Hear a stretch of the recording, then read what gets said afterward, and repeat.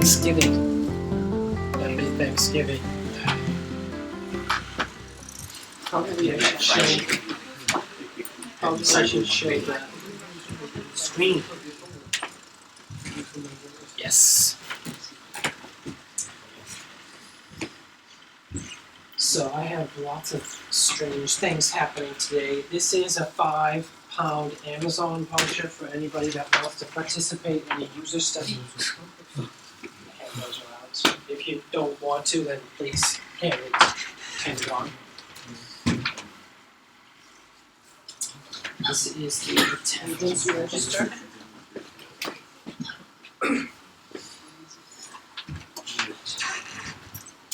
And I'm picking up psychic waves. I'm picking up psychic waves about questions and things turning in your minds, collective minds. Are there any questions before we start? I already am picking up psychic waves about questions, but I just thought I would throw that out there anyways. Okay, I have a question. Okay. It's about Betty. Okay. Yeah, I think I almost modified the code, but I still have errors. But when I upload the data on FlowVis or boring, I don't know what should I see. So this is the big problem. I think Yes. we need a guide to be sure this is true or not, because it's a big problem. We don't know what should we do. We don't know how to explain. So Yes, so you want to get feedback from somebody. You want to get feedback from either me, Richard Roberts, Anton. He's so busy. Richard will be here for 1 week. Yep. So And so you have 4 options, or you have 5 options. You have more than 5 options. I should know what are they. No, you can get feedback from lots of different people. So myself, Anton, Richard Roberts, Dylan Reese, who's going to cover the lab on Tuesday, and any of the students that have already done it. So some students have already done it and done it correctly, and they showed it to me, and I gave it the thumbs up. Okay. So yeah, it's good to get feedback. Basically, if you find anything with Betty that's not just random noise, then you're on the right track. This is the problem. I don't know. I have logic error in my codes. Mm-hmm. Yeah, I obtained something, but maybe there's a logical mistake. So I don't know. Yeah. Okay, I will ask you later. Sure. Thank you. Yep. Any other questions? So it is challenging. It's not meant to be like, here's an easy thing. It requires. You can also use your psychic powers a little bit. You know, say, what is my body saying? Is my body saying I'm on the right track? If you see random noise, there's something wrong. But if you start to see patterns, then something is right. Yeah. Any other questions? What's your name? Matt. Matt. With the Sally dataset, or the function, I'm getting sort of weird spirals, but they're not in 3D format. I can't seem to get it to display in the 3D. That's interesting. Do you have any advice about how to get the tools to recognize the 3-dimensionality of it? Yes, I do have some ideas about that. That's interesting what you're saying, because I don't know if the problem you're experiencing is the data itself that you're generating. Maybe you're generating only a 2D version of Sally, in which case you would still get credit. So make sure if you don't get the 3D version of Sally, you submit the 2D version.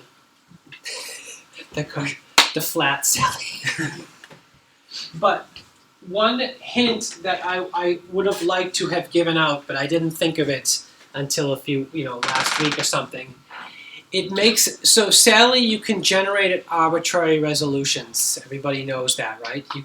Typically, people generate 64 cubed version of Sally or a 128 cubed version of Sally. Well, it makes a lot of sense to generate smaller resolutions of Sally for testing purposes, like a 3 cubed, a 9 cubed, a 16 cubed, and then work your way up. Because it's much easier to find problems on the smaller ones than jumping into the big ones. So actually next year I might ask students to do like low res Sally, medium res, and high res Sally, something like that. Because that's true about scientific visualization in general. You always want to have, or any big data problem in general, you always want to have a small data set that you understand and then work your way up. So that's my 2 cents on that. Any other questions? I know there are some more questions. My psychic waves are sending me signals. One of the questions that you have, which for some reason I don't know why you didn't ask, is, do we have lecture on Monday? Am I right? Of course I'm right. Is anybody interested in that question, or am I getting false signals? Yeah. False signals? Something wrong with the second power. What? Something wrong with the second power. Yeah? Is it false? I don't have to answer the question if you guys don't want me to. If I got false signals. Is there anybody interested in the answer? Yeah, No. please. Okay. Yeah. No? I think there are some people that are interested in the answer to this question. Some people. Not the people going to Dragon, of course. Yes, so there is no lecture on Monday because there's a lot of people going to Newtown, Wales, which is in the middle of Wales, to an event called the Undergraduate Colloquium on Computer Science at Gregonog Hall, including myself and Richard Roberts. What about Tuesday? Tuesday there is a lab, and it's going to be covered by a very gifted person named Dylan Reese. Very gifted. And if we're really, really lucky, Anton's going to show up to help out too. If we're really lucky. He's really busy. Where? To the lab on Tuesday, I can offer you a reward for helping out with the lab. If you're interested, it would be great. It would be great. I will offer you some compensation. And I think there's another question. I'm picking up psychic waves. I can't stop them. I know some of you are wondering about assignment 3 still. So assignment 3 is optional. You all know that already. The question that you're wondering is, do I need to take action if I opt out of assignment 3? And the answer is no. You don't need to take any action. If you don't submit assignment 3, then I just assume, okay, they opted out of assignment 3, and you get a 0. Just kidding. That just doesn't factor into your grade. How to calculate the grades? That's on the assignment, on the module webpage. So I can load that up theoretically and show you. But it's a little bit slowed down, the slowed down version. This is what web browsing looked like back in the early, I don't know, the early 90s at this speed. Over when we had dial-up modems. So that's what the things look like when we do. So this is assignment 1. These are the assignment weightings, the original ones, and this is what happens when assignment 3 is left out. Right. So anybody have any other questions? Can we submit assignment 3, but if we are not happy with the result, can we destroy it? That's a good question. So did everybody hear that? So if you submit assignment 3, I give you a score and it is factored into your average no matter what. So you don't have the option to look at your score and then decide whether or not you want to factor it into your average. Will we Casey? get feedback for assignment 2 first? That's a very good question too, and the answer is no. No? Yes, because the deadline is pushed to further back, and then the last day of classes, that's the deadline for assignment 3, is that you won't have the feedback in time to decide whether or not to do assignment 3. The earliest I could give it to you is 2 weeks later, which is too late. So can we postpone the deadline of assignment 3? Do you guys really want to postpone the deadline of assignment 3 into like Christmas or something like that? Okay, it's okay for It's because I need mark. I mean, basically on the last day of classes, everybody's going to be gone. And nobody's going to be really wanting to do coursework. So I've never done that before. I don't think it's such a great idea. It's optional, so if someone going to somewhere for Christmas, I already have an assignment that needs to be submitted in December. Really? Yeah, we already have one. Oh, wow. Because we're having Okay. too many assignments. Interesting. The 23rd of December. Well, you can always submit it earlier, obviously. I personally don't like the idea of going down that road, saying, okay, you have, arbitrarily long time to submit the assignment. That means you have to be strong. Say, I have to make a decision about assignment 3. I have to make a decision. I'm going to be strong and make a decision, put my foot down, either decide to do it or not. Actually, it's not a very difficult decision because you have your score for assignment 1. You have the score sheet already for assignment 2. It's right there. You can score your own assignment 2. You know what you're going to get. You know roughly. It's right there.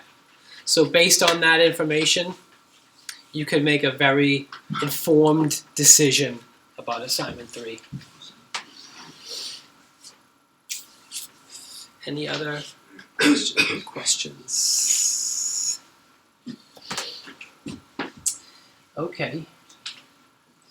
This is a fun video, by the way. It's not totally exciting. But I was working with a student who was implementing Streamline integration. And he showed me what he was doing, and he said, Bob, I think I have a bug in my procedure for Streamline integration. And I said, okay, if we want to resolve this, let's visualize the integration process.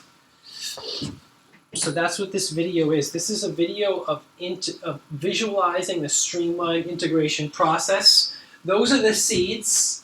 Right, the Streamline seeds, and they're being seeded from left to right, from bottom to top. Those are the streamlines. So that's the downstream direction of the flow, and this is the upstream direction of the flow, I think. It could be the other way around, actually. You can't tell. The squares are the 4 vectors, or the grid cell that the streamline point is in. So the current streamline point traverses grid cells because the data is on a 2D grid, and the streamline point is actually inside this grid cell. So I said, please show me the grid cells as you traverse the space. And then I said, I also want to see the 4 vectors at the grid corners. These are the 4 vectors at the corners of each grid cell. That's the original data. So now I can see this is the downstream direction because the 4 vectors are pointing downwards. So this is what Streamline integration looks like in action, right? And he's computing the points and then tracing the streamlines, and he's showing the flow data that he uses to do that. And I liked the video demo so much when he showed it to me. I thought, this is so cool. I'm going to bring it into the classroom and show it to everybody so you can sort of visualize Streamline integration. Anybody know what that is there? There's something strange going on there, isn't there? It kind of looks strange. Anybody know what it is?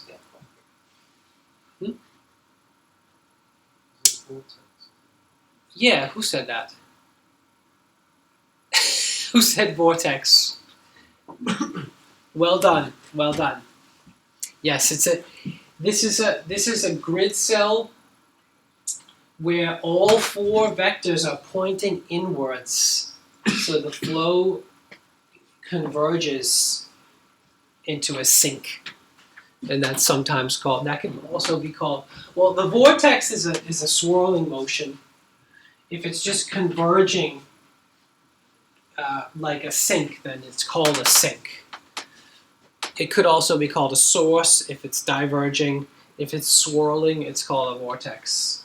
So this is really a sink because it's not really swirling around in a spiral pattern as far as we can see. At this resolution, we can't see any spiraling pattern.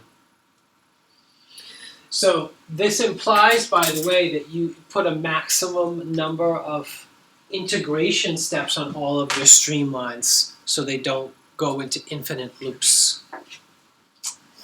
Yeah. So that's a nice, I like that demo. What happened?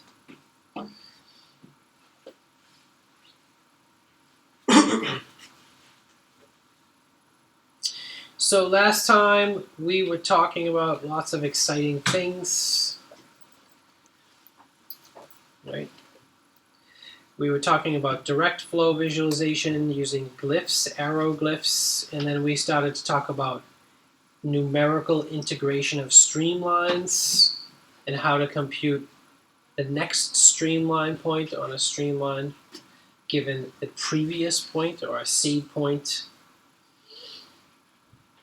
And this is where we left off, right here. So we know that the formula involves this mysterious parameter called dt, right? Remember that? So here's the formula again. The next point is the previous point plus the velocity time at the position of the previous point multiplied by a small time interval dt. You can think of that as a differential in time, dt. And we didn't talk about dt yet. We just said it's 1/2. That's all we said.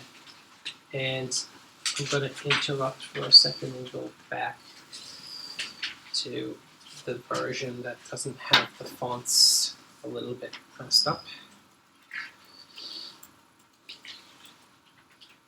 So now let's talk about that mysterious parameter dt, which represents a time interval.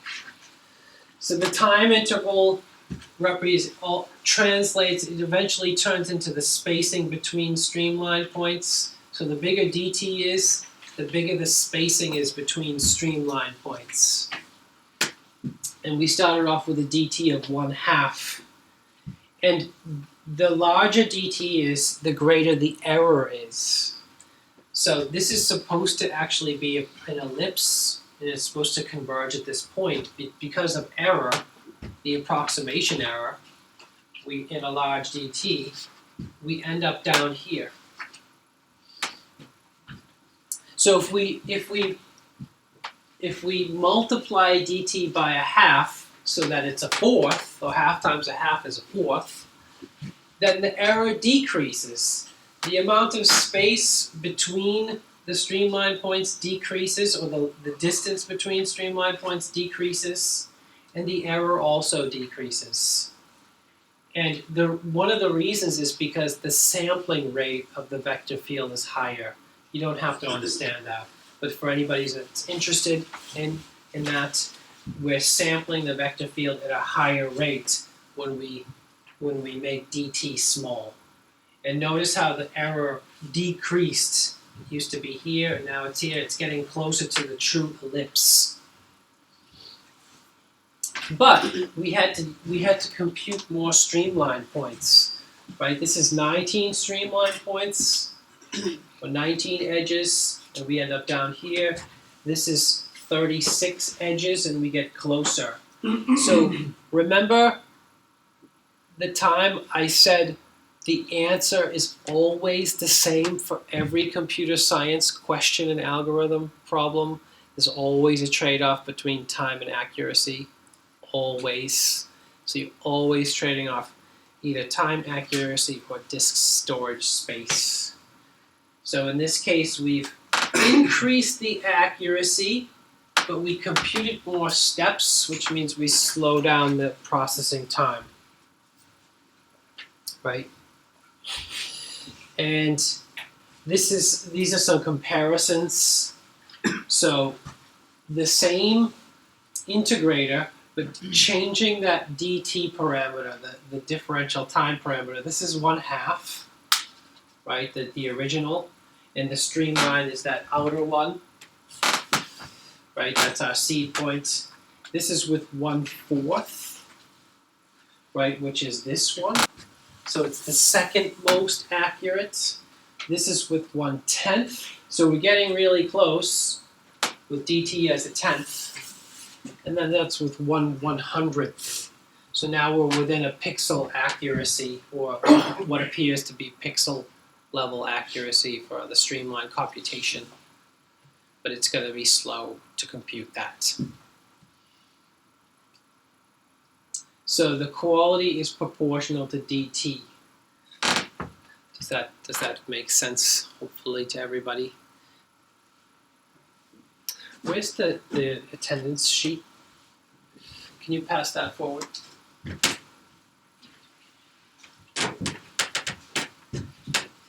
And those are some numeric equivalents of the same information. So if we were to write down the numbers, right, the error is around 2%. These are very high error percentages. Right? Here we have a very low error percentage. And we can come up with approximations of this integral. Remember, Euler is an approximation to this integral, the continuous version of addition that I mentioned. Now we're going to the discrete version of addition. So there it is, by the way. There's the mapping that I was talking about. So the integration symbol in mathematics turns into a sigma symbol in computer science. So this is continuous, and this is discrete. We study discrete mathematics in computer science because computers are discrete. That's the Euler integrator. But we can, this could be a module in itself, numerical recipes, right? Numerical recipes for discrete mathematics. That can be its own module, right?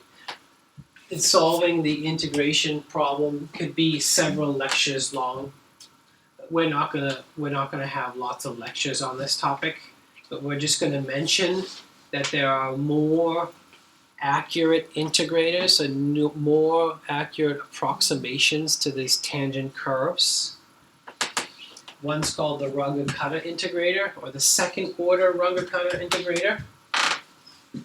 And conceptually, it looks like this. You calculate a half of an Euler step.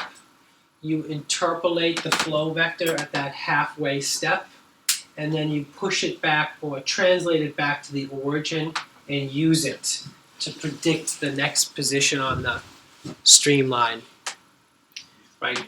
So there are two evaluations of the velocity for every integration step, and this is what the formula looks like here.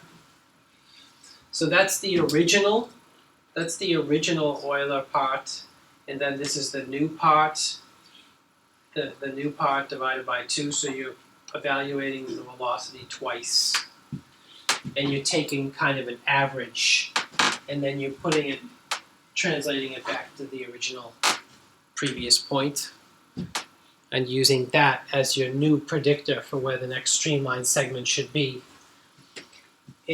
Graphically, it looks like this. So this is the flow vector from the original Euler integrator that we computed from last time. So now we're going halfway and then evaluating the vector here, which is at an angle now, right? And then we're doing a kind of averaging. We're taking this, translating it back to the seed, and then taking an average, kind of an average of the two, and then using that to position our next streamline seed point. If we used the Euler integrator, we would have got a streamline, the next streamline point on this horizontal axis. But now we're using the runge-kutta second order integrator, we get some curvature in there, which didn't appear before, right? And that's with a dt of 1. And that's what it looks like if we do it again. There's the original Euler vector, there's the so-called preview vector, and that's moving it back to the origin and getting the next streamline seeding point.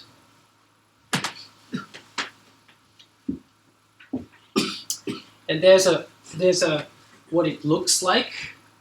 So this is the Euler integrator, this purple one with dt of 1/8. And there's the runge-kutta integrator, the green line. And it has a dt of 1, which is much greater than 1/8, but it's much more accurate, right? So it follows the streamline very faithfully despite the fact that dt is 1. Right, so that's these two are roughly equivalent in terms of following the streamline path, but this Euler integrator performs a lot more computation, right? 1, 2, 3, 4, 5, 6, 7, 8, 9, 10, roughly 10 streamline points for every single streamline point with the runge-kutta 2 integrator. But the runge-kutta 2 integrator is more expensive to compute, so there's some trade-off. And there's another one called runge-kutta 4. There are more after this too, but we don't talk about them. There's a 4th order runge-kutta integrator, right? And this is what the formula looks like. And it's got lots of different components, so it's sampling the vector field a number of times. It's got the original Euler vector in it, the runge-kutta squared vector, and using that runge-kutta squared vector, and an additional component that's all mixed in there. And I don't think I have any pictures of that. It would be cool to have a picture of that. So this is some more comparison of the different integrators.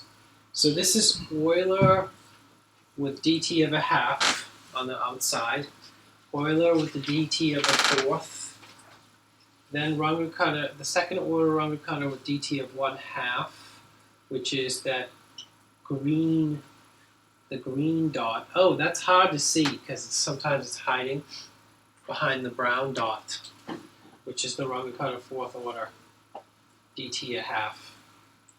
So they're overlapping. Those two are overlapping. And then we have the Euler of dt of 1/8. So we can see all three Eulers, these three Eulers, but the runge-kuttas are overlapping with each other in this diagram. Which means you don't always need the expensive runge-kutta 4th order integrator.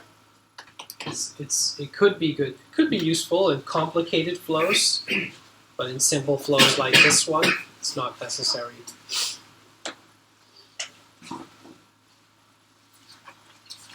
Any questions about that? Of integration? numerical integration. So we cannot always compute streamlines mathematically using exact continuous solutions like mathematicians. So we make approximations, or we compute approximations, and that's what numerical integration is. It's an approximation of the integration, numerical integration. And there are lots of different approximations, the Euler and the different runge-kuttas, and there are more that we don't talk about. This is the simplest one and the easiest to understand, right? And these are more difficult to understand and more difficult to implement, but they're more accurate, right?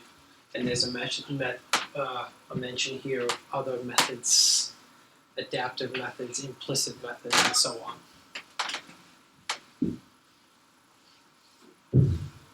So all that business just to compute a single streamline. Yeah. I guess it was simpler to compute the isocontour lines, wasn't it, than the streamlines? I guess it was. I don't know. Probably, maybe. Yeah, I think it was.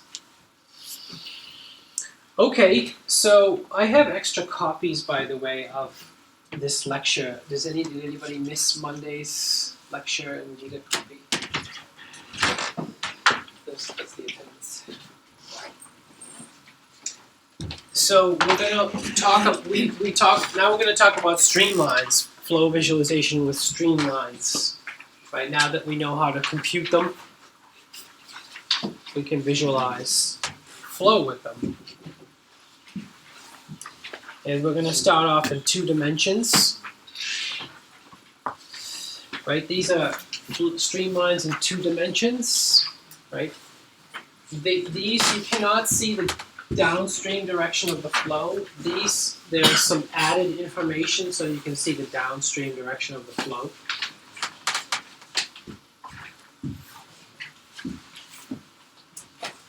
So these streamlines are curves that are everywhere tangent to steady state flow. So steady state flow is time independent flow, or flow that doesn't change with time. So actually they're imaginary, right? There's no such thing in real life as time independent flow. That's an imaginary concept, isn't it? Doesn't actually exist. I'm distracted by the lights out there. Somebody's car is getting towed. If anybody has a car that's parked there, it's getting towed.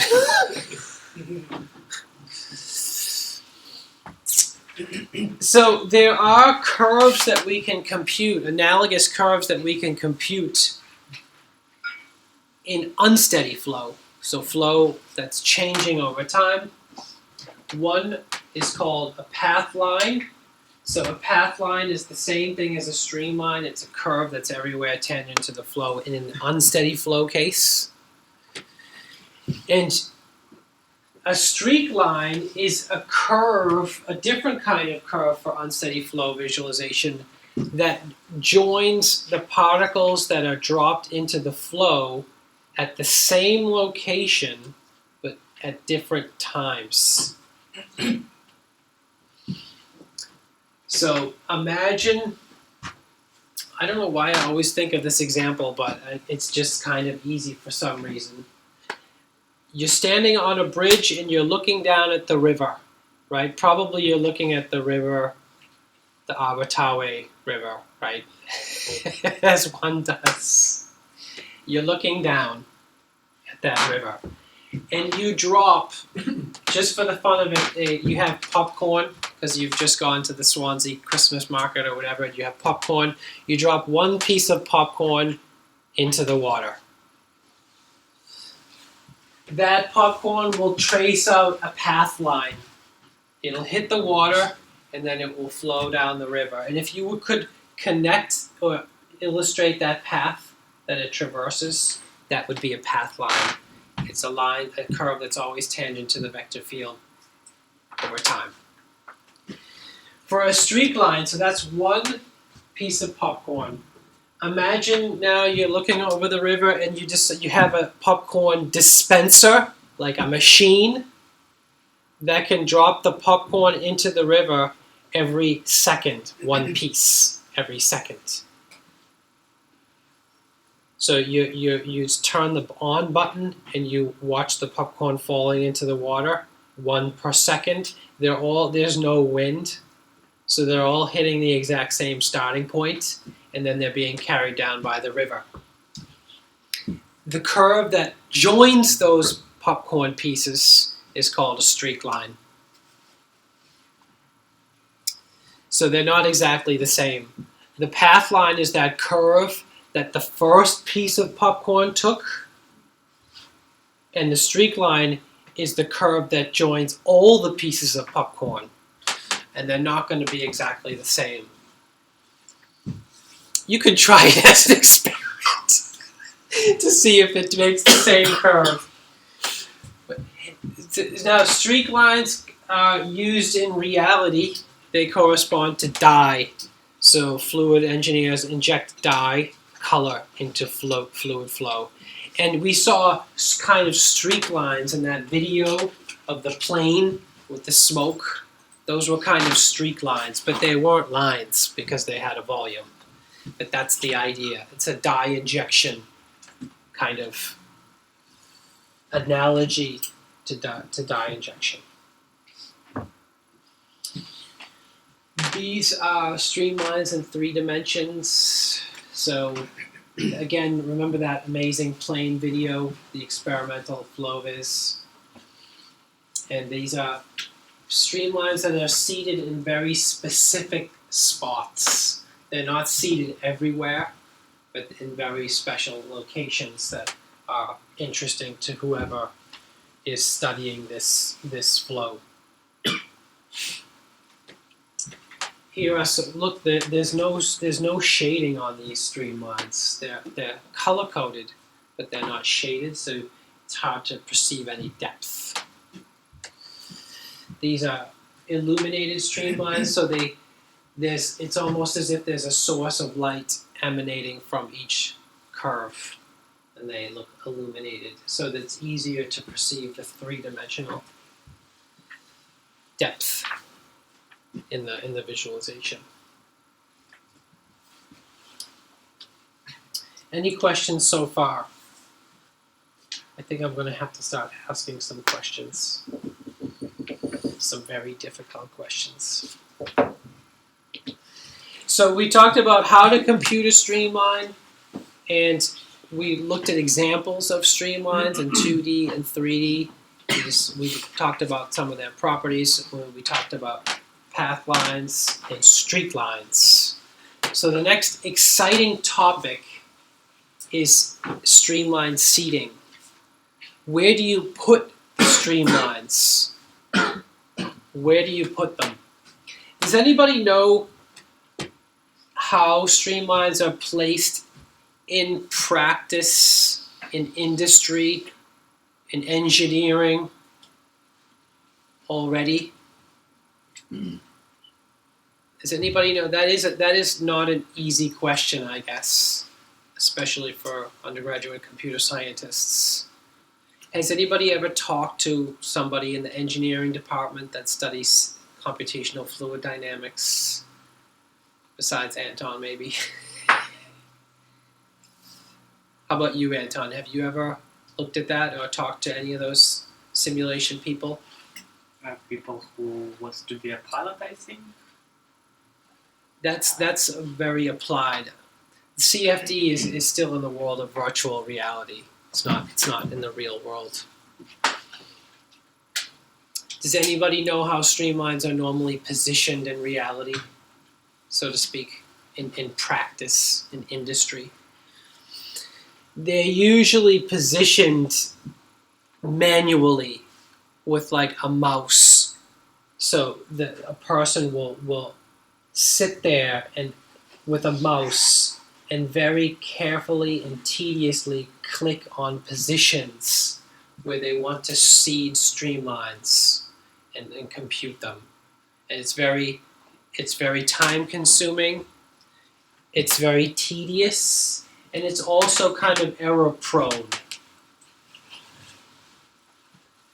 Right? It's usually done manually with the mouse by hand.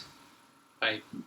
And that's also very difficult to reproduce.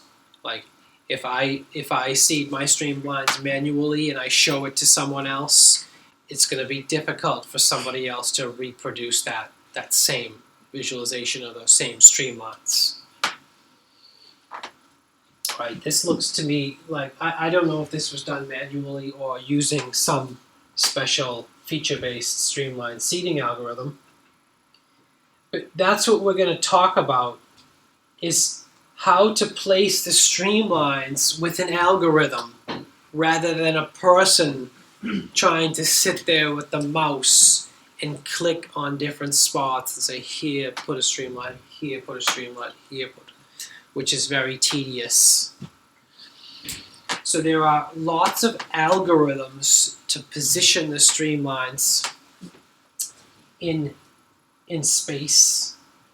And before we look at the slides, let's look at one of the algorithms in action.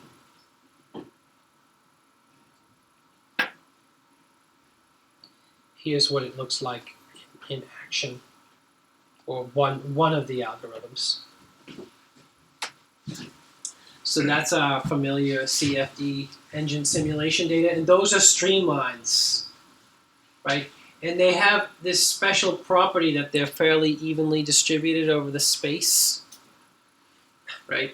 On the surface. There's our beautiful cooling jacket that we've known to that's grown on us, and now we're in love with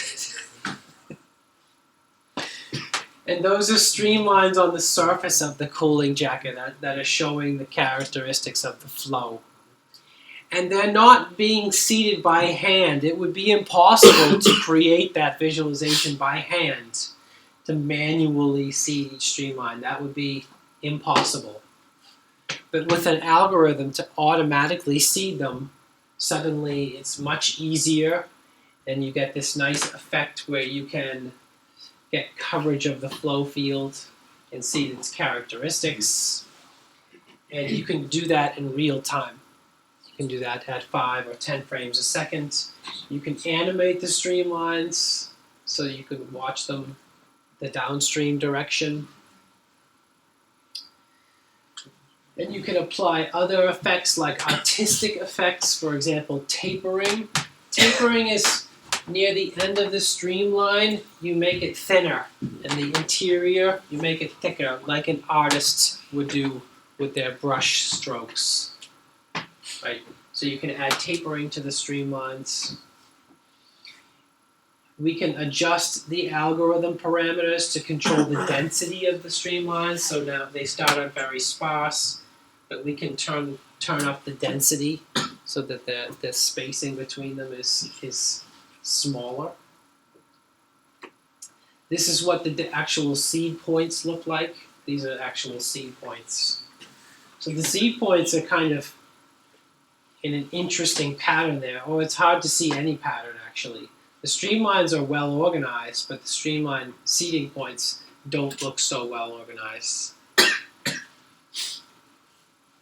And this is when the separating distance between the lines is uniform, right? Even at different depths, so at the greatest depth. And now we can adjust the distance between streamlines depending on how far away they are from the viewpoint. Right, that's the inside of the cooling jacket.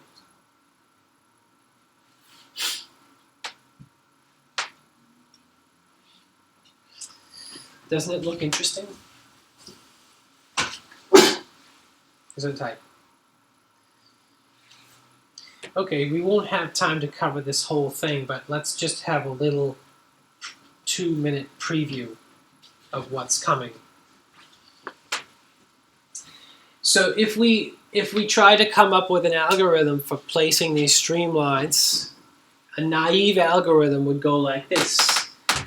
Put a grid over this data space, a Cartesian grid, seed a streamline here, that move a unit distance over, seed another streamline, move a unit distance over, seed another streamline, and repeat, going across from left to right and from top to bottom. So a rasterized streamline seeding algorithm. That would be the naive way to do that. And if you do that, this is what you end up with. A set of streamlines that looks like this. Which isn't so bad. It's not bad. Well, it is kind of ugly actually, isn't it? So you end up with kind of some strange artifacts like these streamlines that are overlapping. So you're making a lot of unnecessary computations because the streamlines are overlapping and colliding. And you also have these kind of spacing artifacts where there are big gaps here, but no gaps here. And it doesn't look nice. I guess, I don't know, I've been looking at it for a while and I don't think it looks very nice. I think this one is a better version than this one because you don't have the overlapping streamlines and the spacing is fairly consistent between the streamlines. So the computation is more efficient. And you can control the density of the visualization. So you can bring them close together or further apart depending on what you're interested in. Right? So the question is, how can we improve that naive algorithm and compute something more like this? An algorithm that computes evenly spaced streamlines, roughly. So this is an overview, and then we'll talk about the details next time, which will be in 1 week, by the way. Is anybody sad that there's no lecture on Monday, the Monday morning at 9 a.m.? So you choose a seed point, a random seed point, and then you integrate from there, upstream and downstream. And then you search along the streamline, the existing streamline, for empty spaces. So if you find an empty space where there's no previous streamline, then you seed a new one and repeat the process over and over again, basically. So happy Thanksgiving, and we will go into details next time.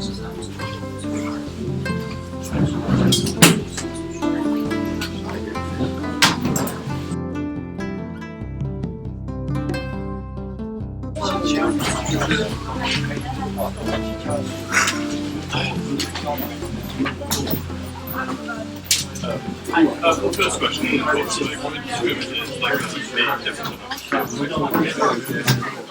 so it's like the plastic inside for the shell. Yeah, I think so. Yeah.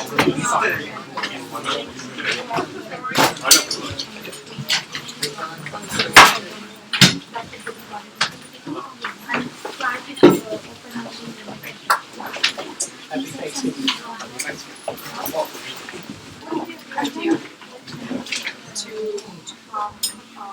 Future, well, basically,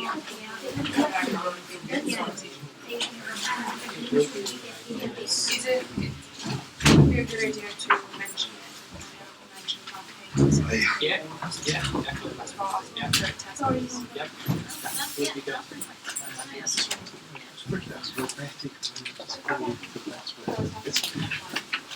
Did you get to see something that's not noise yet? It's not just pure noise. It looks like there's 3 or 4 bands. Yep, there should be bends. Yep, But 3 or 4 bands. Yep, that's right. But you mentioned that there was spotted. No. Yeah. Is it meant to be nice and smooth? Or It is meant to be smooth, It's yes. meant to be very smooth. Not powdery. Yeah, I don't know what those. Somebody showed me some spots once. You know, they had a mixture of smooth features and spots, and I don't understand what those spots are. Like, if you see like polka dot kind of pattern, noisy pattern, that means something is wrong. If you see curves, smooth curves, actually like spiral, sort of like this, then it's correct. For Betty. Yeah. It's meant to be a smooth spiral. No, it's not necessarily. It's not a tornado, but it's like two spirals that emanate up from the bottom and then swirl inwards. Yeah. What about the oblong? No, it's like this, like this. You know, it's two spirals. you get one here and then one here. Yeah. And it looks actually sort of like four, like one here, one here, one here, and one here. Yeah. But they're not perfect. Yeah. But anyways, that's what it's sort of like four things.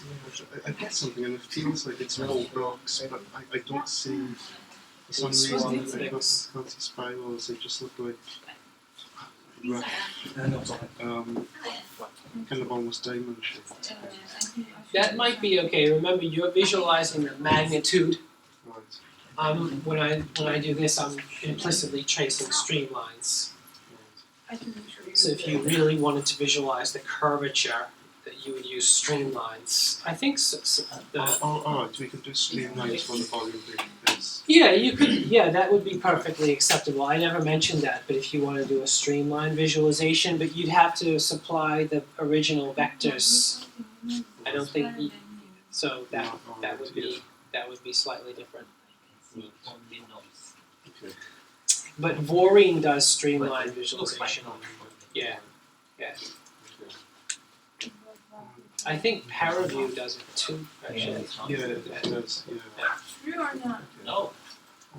Okay, what should I do? Does this suggest I'm not using the right transfer functions, or has my conversion program gone wrong? I don't know. I'd have to have a look. This is not complicated, it's very simple conversion program. It is simple. I know some students make a mistake because they don't get the dimensionality of Betty correct. Even though the dimensionality is given, but I know sometimes the dimensionality causes bugs and problems.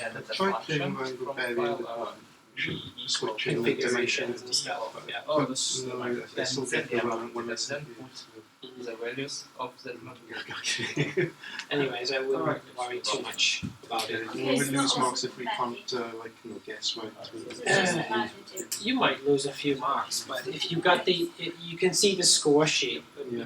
right? So, if you got everything except, and you got partial Betty, you're gonna get a high score. Play with Partial Betty. Yeah.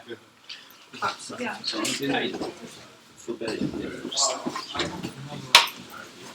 Okay. yeah, it's Okay. not only noise, but some for Oh, wait. So you got Sally working? You didn't get Sally? Sally's easier. Oh, okay. I would try to work on Sally color and then see if you can get that to work, like the low resolution version. Okay.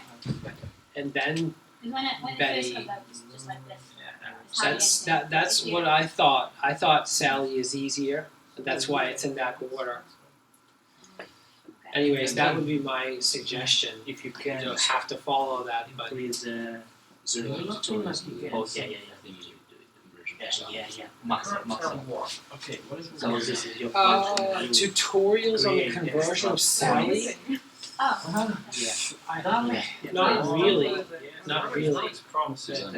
more points and different color. okay. Yeah. Thank you. What do you think?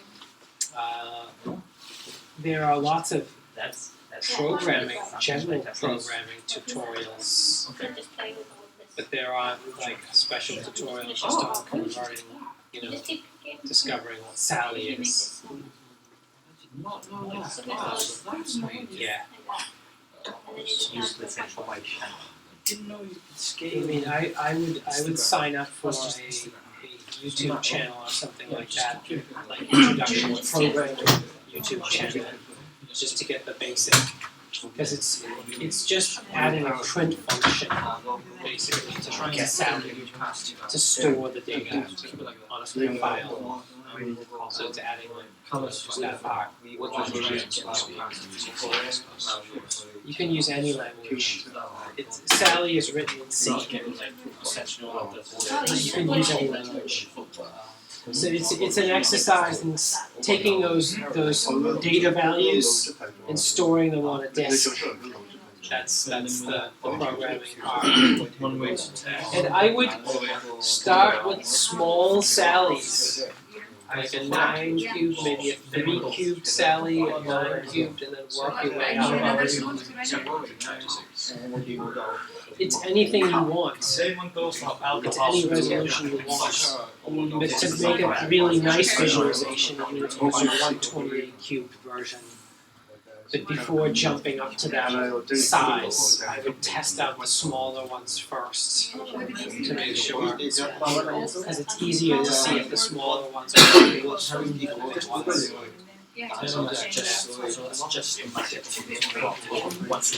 Two questions. First of all, on the graphing sheet it says visualization 1, templates, description, template, video, demo, and whatever.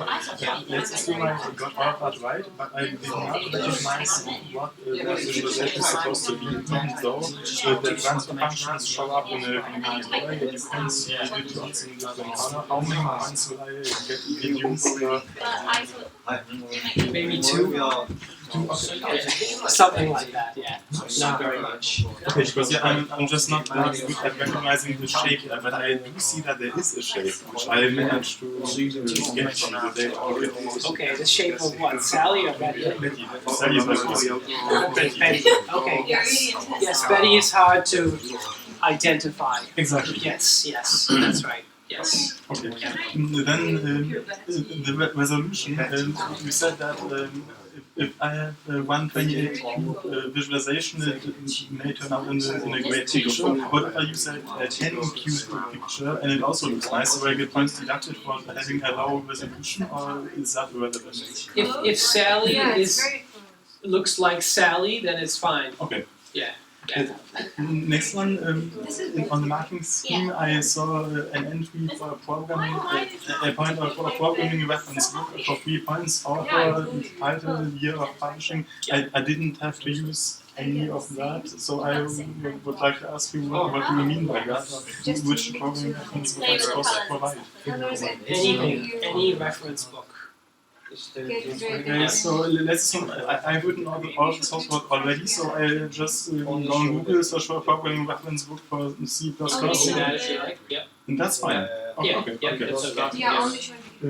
Next thing and last thing, the colors in the visual human. I took a look at the documentation and it unfortunately didn't say much about what the colors stand for. It did say that the procedure was they took blue gelatin, they took it over the sliced human and all that, but it didn't really say that red stands for high temperature, and of course it doesn't, but just as an example. So, do you have any idea what I can search for? Because my thing is, I have to find out what the color mapping is. I have to find out the visualization mappings for the template description. But because the documentation is lacking in this way, I don't know where I'm supposed to search for that. So, do you have any suggestion? Well, did you Google like color mapping the visible humans? Exactly. Yes, I did exactly that. It was nothing. You just said, yeah, here you have data and here you have some images, but not what the color stands for. Okay. So you could look at the data range for the visible human. You load it in the correct file. Yeah. You could try to find out the data range of the visible human. So you try to find out the minimum value and the maximum value. They're scalar values, right? Yes. Yeah. So the minimum scalar value is going to get mapped to one color. We're talking about two. The maximum scalar value is going to get mapped to a different color. And then there's everything in between. So it's whatever color legend you choose. You know what I mean? Okay, can we Yes, I get that, but Okay. let's say I have a scalar value of 10 and a scalar value of 400. 400 is the max, 10 is the minimum. Do I have to know or explain where these values come from? Or do I have okay, can I just say these values are given from the visible human data set, and in visualization these colors are visible as a result of my mapping, of my color mapping? Is that fine? Yeah, you could say the minimum value in the visible human data set is the following, and that value is mapped to the following color. That's enough. Yeah, and the same with the max. yeah. Okay. That's enough. That's Good. enough. I'm going to do this here. Thank you very much. Yeah, I'm getting confused about some theories about battery. So Okay. we have MIP, maximum intensity projection, and Yes. direct volume rendering. Yes. So MIP is indirect. Yeah. No, MIP is direct volume rendering. So if we are using MIP for one visualization, direct with that's where I'm confused. What exactly is direct volume rendering? So direct volume rendering is also called ray casting. So Yes. under raycasting, so raycasting is one. Yeah. I think raycasting is a method of volume rendering, right? Correct. So what Correct. are the other methods for Representing the space. So you can direct use, waves? if you imagine you're using ray casting, you can use different transfer functions or different ray functions to visualize the data. So maximum intensity projection is one of the ray functions, and it returns all the maximum values. Yes. You could change the function to first hit ray casting, and you get a different picture. But after all, they are still raycasting, so they are still one type. No, it's okay to use two different ray functions. Okay. It's okay to use two different ray functions. I should probably explain that better. But you want different visualizations. So if you visualize the outer surface, that's first hit. That's one thing. If you visualize an interior structure, that's a different visualization, a different transfer function. So it will be counted as different in this assignment. Yeah, it makes it a little bit easier, I guess. Another question about battery. Sure. Is there supposed to be something like a cool bar on one of the Yeah, you edges? got me. Is that- I get like Betty is Can I have for you? Copy for you. an aquarium like this, right? The bottom plate of the aquarium is heated, and then I get that- something. Yeah, I get something like that. Yeah. and the top plate is not heated. It remains cool. So get a nicer surface out of it. So you get a gradient of heat from the bottom to the top, and it causes the fluid to move in these patterns. Yeah, that's what it is. But when I do my rendering, for some reason I get a bar of low values across one of the edges. I mean, you're not supposed to get that. I don't know. Does that mean something's got technical? No, that doesn't mean anything's gone wrong Or is necessarily. that a guide to see that it's been Too many noise, we'll get it. I would have to see it. I'm not sure. I can't tell by your verbal description if it's a good thing or a bad thing. Alright. But I have seen people that shift the domain over by accident by exactly 1/2. So suddenly the edge is in the middle by accident. I have seen that before. Yeah, you have Yeah. there, but Yeah, I would have to see what's happening in yours to no, I have here.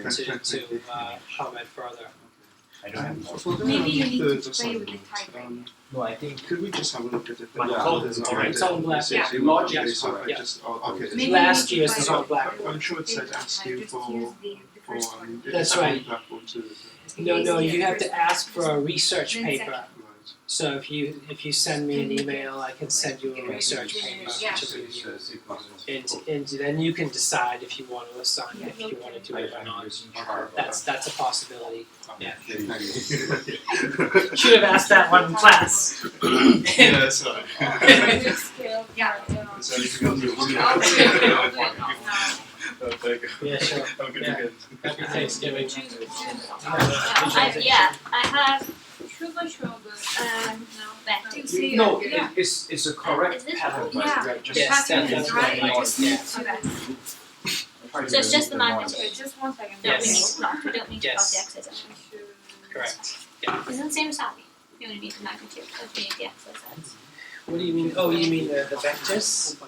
What do you mean by the x, y, z? Because for my code, all I print a file is the magnitude and Yes, that's all you So you need. do Yeah. only need the magnitude for Yes.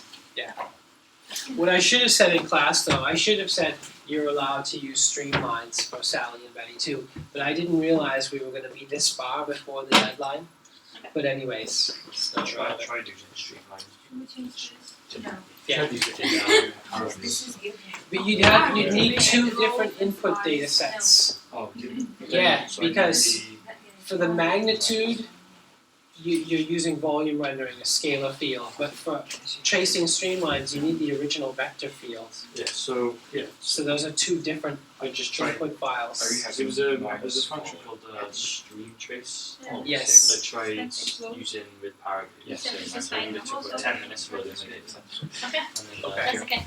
Okay. Was it 256? Okay.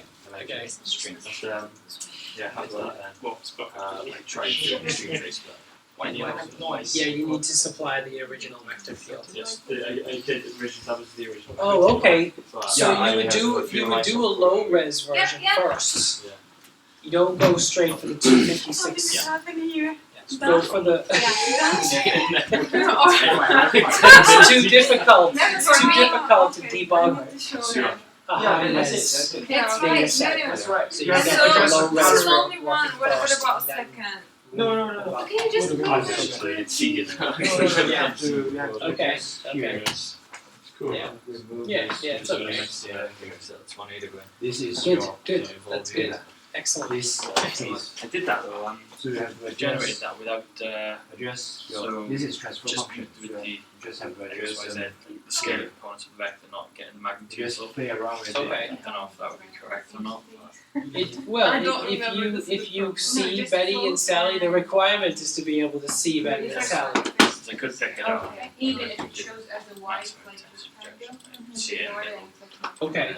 yeah, just have to play around with the color That's that the you requirement. I don't actually understand the transfer function, but just kind of move it about until I Yes. Yes. until I Yeah. get Until you the get right way until about you it. go. Yeah, that's okay. You have to though. adjust That's your- okay. Yeah, you don't have to actually totally understand the transfer function. go for all the way. Yeah, one of my mates did a project on a last year, Pathlines. Wait, what about the The other? semi-automatic transfer function. matter. He did he mapped his presentation last year for the Math Lloyd? It definitely rings a bell. You can He did a all you have master's to do is just thesis. play around with Yeah, you opacity just- and color. That's it. Okay. Okay. Yeah. I'm having trouble remembering, but I didn't So see what it. about the so second why one? not? No, No. just marked his Second presentation. one, you mean the Okay. second It was visualization? semi-automatic transfer function. This one. Change it. Generation. Okay. Rendering. Okay.